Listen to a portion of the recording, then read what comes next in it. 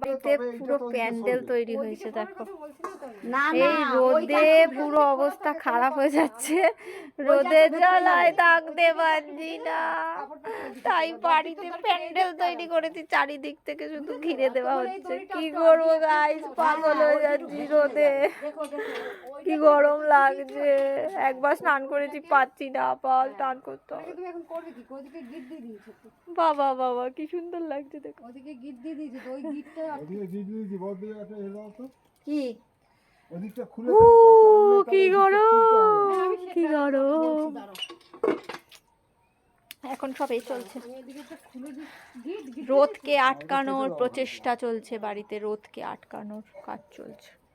কি করব, সূর্য মামা এবার আমাদের ওপর এত প্রসন্ন হয়েছে যে এত হট দিচ্ছে যে অবস্থা খারাপ হয়ে যাচ্ছে, পুরো মাথা টাথা জ্বলে যাচ্ছে। ঘর তো পুরো মনে হচ্ছে যেন সেই কি আর বলবো, বিছানাটা মনে হচ্ছে যেন চিতার খাট হয়ে গেছে, গরমে আগুন জ্বলছে, আগুন।